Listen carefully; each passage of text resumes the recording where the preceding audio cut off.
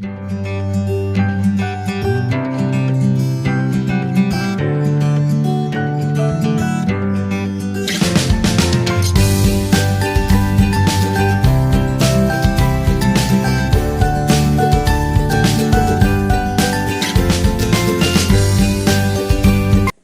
My dear student. आज हम देखने वाले हैं स्टडी ऑफ साउंड की एक्सरसाइज के कुछ न्यूमेरिकल्स। आपके स्क्रीन के ऊपर देखो, the speed of a sound in air at 0 degree Celsius is 332 metre per second. एक स्पीड दी है साउंड की, 0 डिग्री पर अगर रहता है तो उसके लिए हमें स्पीड दी है 332 मीटर पर सेकेंड इतनी। If the increases at the rate of 0.6 metre per second per degree, what will be the temperature? What is the velocity has increased to 344 metre per second. अभी हमें जो निकालना है, मतलब एक फाइनल टेम्परेचर एक्चुअली हमें निकालना है।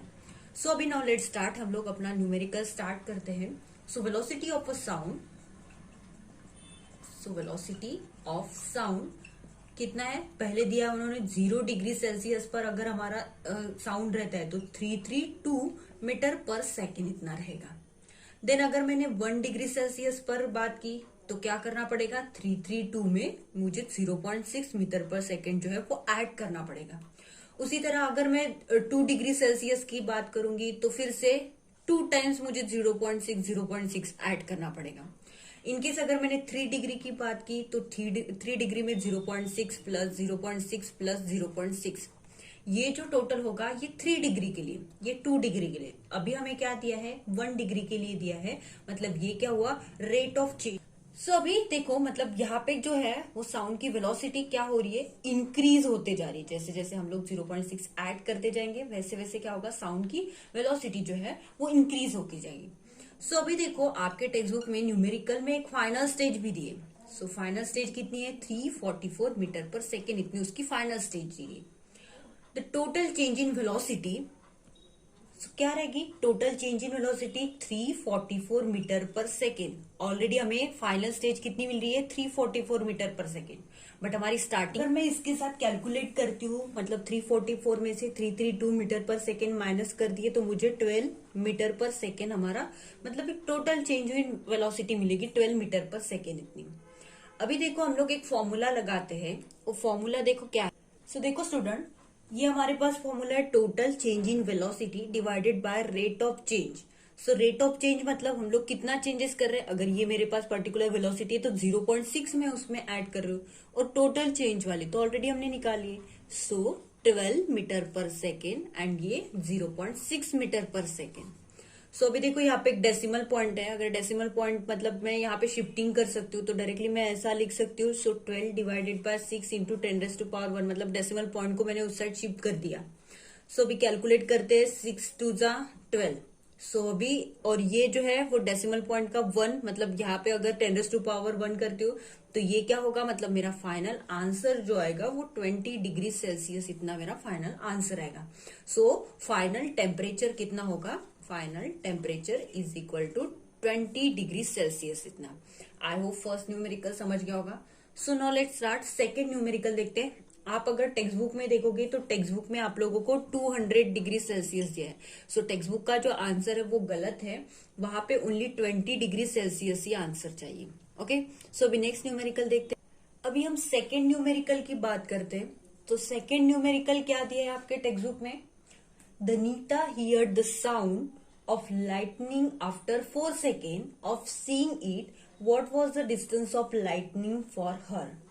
मतलब यहाँ पे कोई एक नीता नाम की लड़की खड़ी है, उसको एक लाइट की स्पीड दिखाई दे, मतलब एक लाइट दिखाई दे रही है।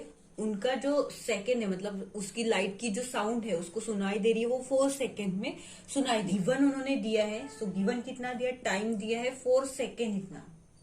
Velocity of light 340 metre per second रहती है, ये भी आप लोगों को गिवन दिया है। The velocity of sound in air is 340 metre per second इतनी।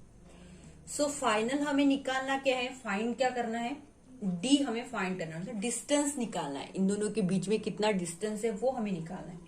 हमारे पास फॉर्मूला है velocity is equal to distance upon time.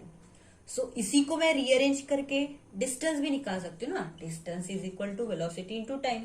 So velocity already है मेरे पास, कितनी है velocity 340 metre per second, into time भी दिया है 4 सेकेंड। सो अभी देखो यहाँ पे अच्छे से लिखते हो कि ये 340 metre per second into 4 second.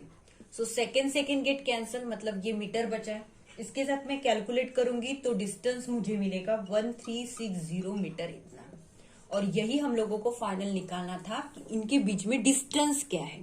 Okay, so I hope ये सभी को समझ गया होगा कि डिस्टेंस क्या हुआ है। तो सो अभी नेक्स्ट एग्जांपल देखते हैं। सो थर्ड वाला न्यूमेरिकल देखो आपके स्क्रीन के ऊपर। Sunil is standing between two wall, मतलब मैं एक वॉल निकाल लेती हूँ, दो वॉल के बीच में ये सुनील खड़ा है। उसके बाद में क्या दिया है, the wall close to him at the distance of 360 metre, मतलब वॉल के पास की जो दीवार है वो 360 मीटर की है। Okay, if the shout of the ear the first echo after 4 second, the another after in 2 seconds, what is the velocity of a sound, and ये second, what is the distance between two wall। हम लोगों को ये wall के बीच में कितना distance है वो हमें फाइंड करना है। देन उन्होंने क्या किया है कि एक अगर कोई साउंड अगर हमारा निकलता है, मतलब एक साउंड जो है, अगर ये यहाँ पे सुनील खड़ा है तो सुनील को अगर साउंड सुनाई देता है तो ये साउंड पहले 4 सेकेंड में जाता है, मतलब आना जाना ये 4 सेकेंड में कर रहा है यहां से। ओके, मतलब 2 सेकेंड जाएगा और 2 सेकेंड आने में लगेगा, मतलब ये 4 सेकेंड वाला हुआ। तो ये हमें पहले इसमें यहां तक का ये पहला वाला जो है वो सेकेंड निकाल, मतलब वो साउंड की पोजीशन के लिए हम लोगों को फाइंड करनी है उसकी वेलोसिटी। सो गिवन पहले लिख लेते। गिवन दिया है D1 is equal to 360 metre. अभी D1 क्यों लिया है, क्योंकि पहला डिस्टेंस दिया है इसलिए, क्योंकि ये यहाँ पे बीच में सुनील खड़ा है और ये पहला डिस्टेंस D1 हुआ और ये दूसरा डिस्टेंस D2 हुआ। तो D2 भी हमें फाइंड करना पड़ेगा। सो D2 फाइंड करना है, ये ही हमें फाइनल वाला निकालना है। D2 फाइंड करना है और एक साउंड की वेलोसिटी निकालनी है। ओके, सो अभी ये गिवन हुआ D1 is equal to 360 metre. So time, पहला वाला टाइम की बात करते हैं तो पहले टाइम के लिए क्या दिया है 4 सेकेंड। ओके, सो ये 4 सेकेंड। अभी देखो जाने में हम लोगों को टाइम कितना लग रहा है, 2 लग रहा है। ओके, 2 ही सेकेंड लगेगा ना। अगर मैंने बोल दिया कि यहाँ पे मेरा इको साउंड प्रोड्यूस हो रहा है, तो इको मतलब क्या होता है कि अगर कोई साउंड मैंने एक बार बताया तो वो रिटर्न से मुझे वापस मिलेगा। सो अगर ये 2 सेकेंड में जा रहा है तो ये रिटर्न वापस 2 सेकेंड में आ रहा है, तो इसीलिए 4 सेकेंड डिवाइडेड बाय 2। सो 2 2 जा 4 हो गया।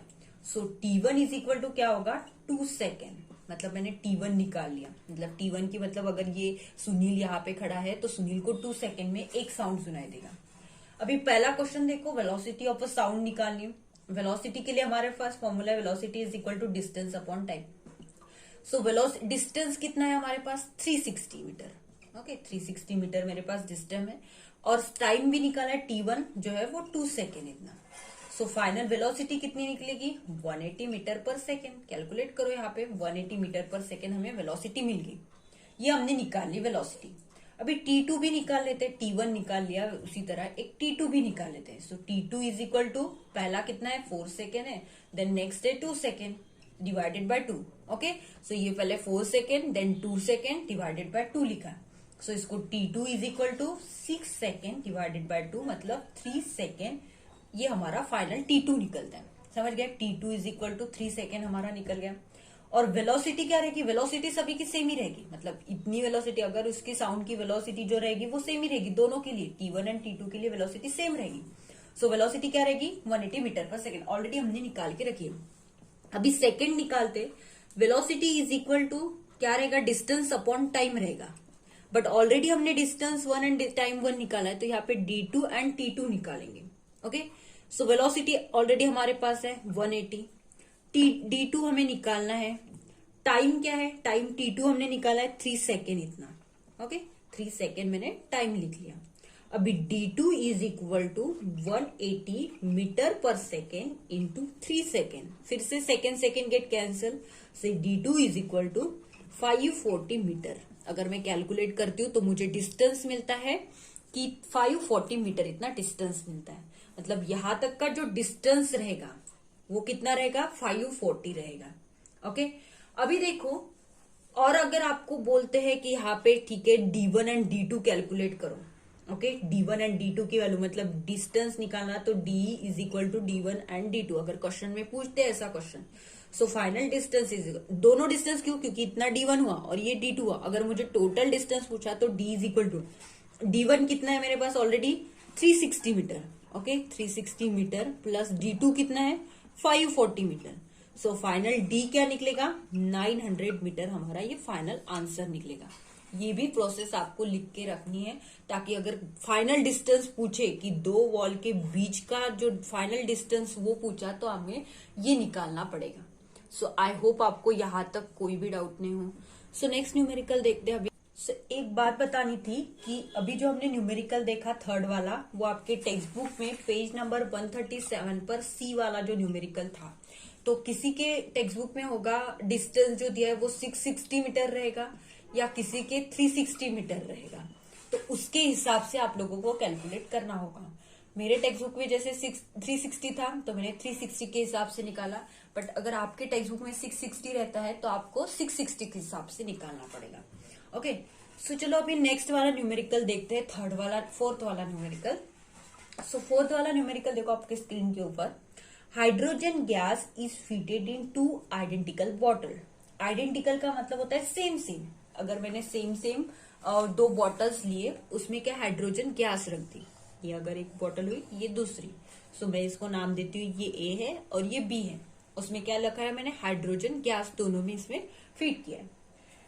देन उन्होंने दिया भी है A and B at the same temperature. ये ए एंड बी जो है वो सेम टेम्परेचर पर है। The mass of the hydrogen of 2 bottle is 12 gram and 48 ग्राम। इसका एक का मास दिया है 12 ग्राम दिया है और दूसरे का 48 ग्राम दिया है। ओके, ये भी हमने गिवन से ही लिख लिया। In which bottle will sound travel faster. हमें इन दोनों बॉटल्स में से कौन से बॉटल में साउंड जो है वो फास्टर ट्रेवल होगा, ये हमें प्रूव करना है। देन नेक्स्ट क्या दिया है, how many times as the faster as other. मतलब अगर ये ए वाला है, जस्ट एग्जाम्पल के लिए ए वाला है, तो ये किससे फास्टर है, मतलब बी जो है वो कितना फास्टर है वो हमें निकालना है। ओके, सो पहले गिवन लिख लेते हैं सभी। सो गिवन क्या है, T1 is equal to T2। अभी T1 is equal to T2 मतलब ऑलरेडी गिवन में दिया है आप लोगों को, दोनों भी बॉटल के लिए टेम्परेचर जो है वो सेम रहेगा। ओके, इसलिए मैंने सेम टेम्परेचर है, इसलिए मैंने T1 is equal to T2 लिया है। अभी देखो नेक्स्ट वाली कंडीशन, उसके लिए आप लोगों को मासेस भी दिया है। M1 का मास है 12 ग्राम एंड M2 का मास है 48 ग्राम। ये ऑलरेडी हमने गिवन लिख लिया। अभी वेलोसिटी जो है वो हम लोगों को निकालनी है, मतलब उसमें स्पीड मतलब क्या होती है, वेलोसिटी होती है। सो अभी पहले हम V1 निकालेंगे क्योंकि 2 बॉटल से, बाद में V2 निकालेंगे।